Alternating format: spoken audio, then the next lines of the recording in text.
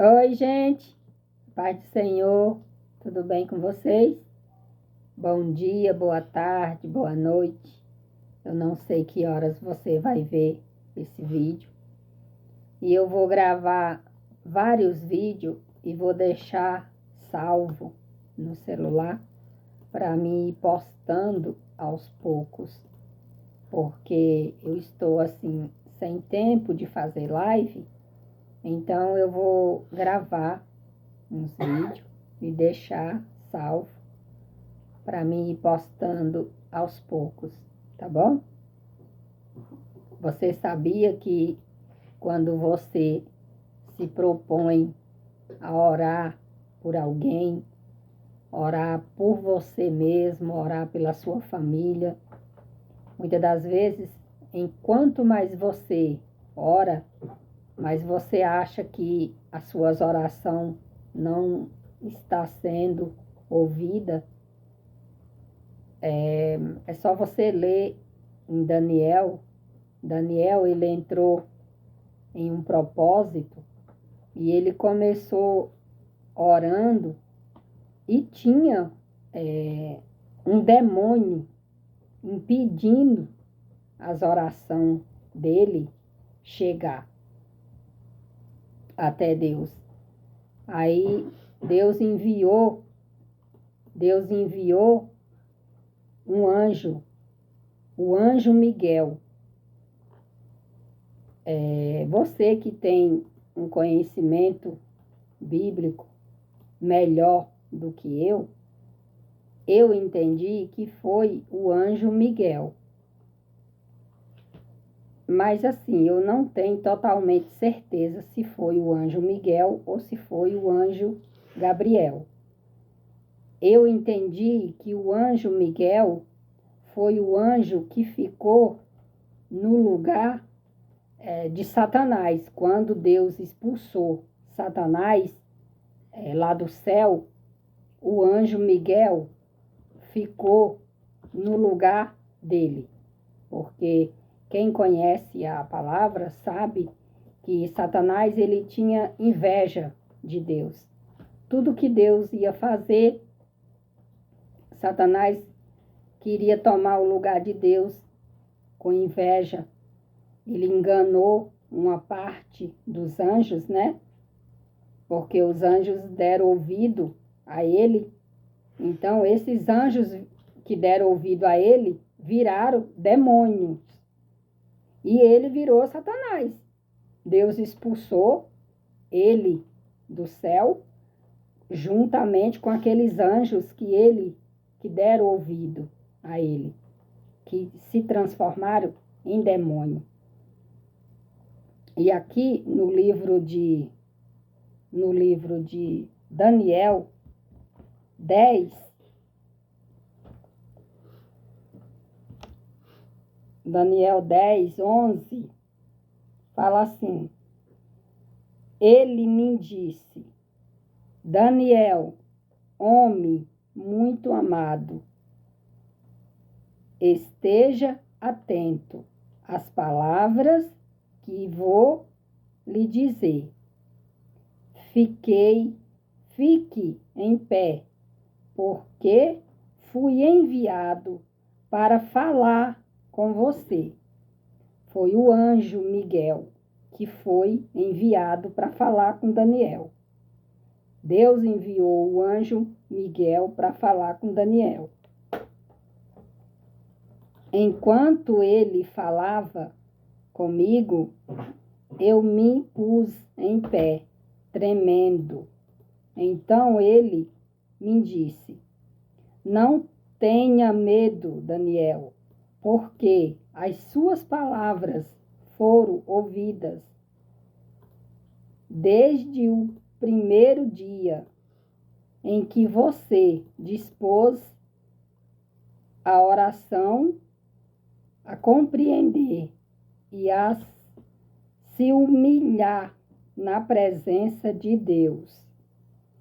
Então, quando a gente, quando eu e você formos orar, nós temos que nos humilhar, nos dobrar na presença de Deus.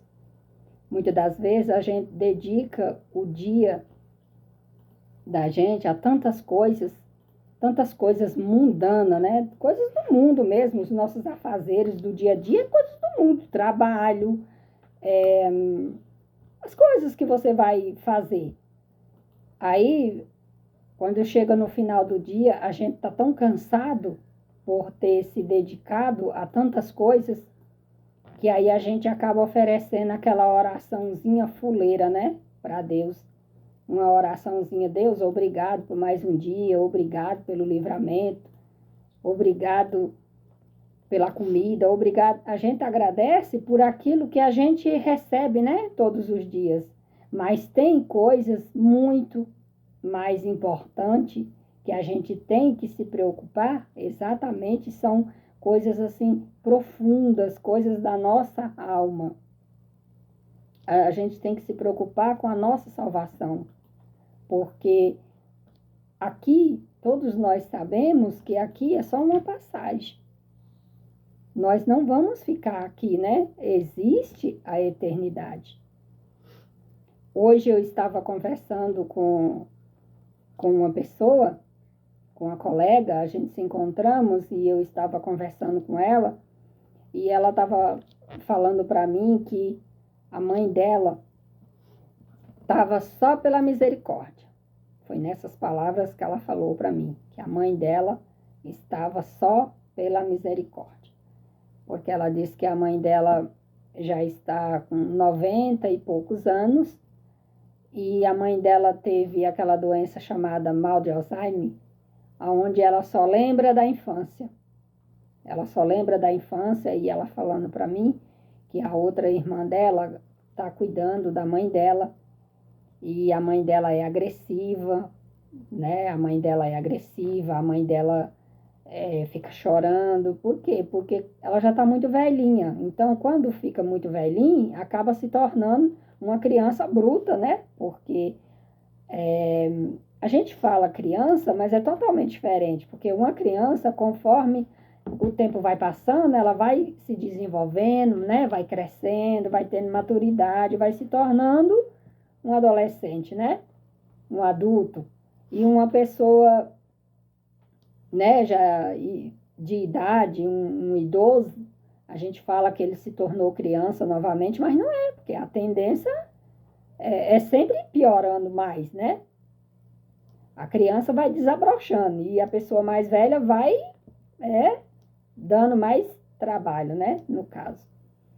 Aí ela falou para mim assim, para chegar no ponto, para me explicar para vocês o porquê que eu estou falando isso, que ela me contou, ela falou assim, minha mãe está sofrendo muito, eu não sei se na outra encarnação, o que foi que a minha mãe fez, que nessa vida ela está pagando isso. Aí eu peguei e falei para ela assim, fulana, tenha fé em Deus, fulana. Está repreendido em nome de Jesus, esse negócio de encarnação não existe. Existiu a ressurreição. Jesus morreu e Jesus ressuscitou. Jesus está vivo lá no céu, juntamente do lado de Deus, que é o Pai dele, mas Jesus vai voltar para buscar a igreja. Não se ilude com esse negócio de reencarnação, que isso é uma mentira de Satanás, para as pessoas ficarem livres, aprontando, fazendo o que bem quiser, e depois falar assim, não, quando eu morrer, eu volto em outro corpo e eu vou ser bonzinho. Isso não existe, gente. Não tem essa de eu e você morrer e a gente reencarnar num passarinho, num papagaio, num periquito, num cachorro, num gato. Isso não existe. Tem gente que é sem noção. Lê a palavra. Você tem que pegar a palavra e ler. Pega a palavra e lê. Esse negócio de reencarnação na Bíblia não existe. E olha que eu nunca li a Bíblia toda. Mas eu também nunca vi nenhum um homem de Deus aí, uma mulher de Deus, ler reencarnação na Bíblia. Eu já vi ressurreição, que Jesus ressuscitou. Então, não se ilude com esse negócio de reencarnação. Lê a Bíblia, que a Bíblia é o livro certo para você e eu chegar ao céu, ao rumo. Nossa morada eterna é no céu. Não se ilude. Tá bom, gente? Então, as nossas orações têm que ser sinceras diante de Deus. Nós temos sim que nos humilhar na presença de Deus, clamar a Ele, que Ele tenha compaixão, misericórdia da gente, porque a gente é falho, a gente é pecador. Então, a gente tem que estar sempre procurando a nos consertar, porque não sabemos nem o dia e nem a hora. A qualquer momento, Jesus pode voltar. E quando eu lembro disso, gente, eu sinto assim um temor tão grande dentro de mim, que eu clamo a Deus misericórdia, que eu não quero que Jesus volte e eu esteja despercebida, porque eu não quero ficar aqui não. E você também deve se preocupar com isso. Você tem que se preocupar com a sua salvação. Aqui é tudo uma passagem.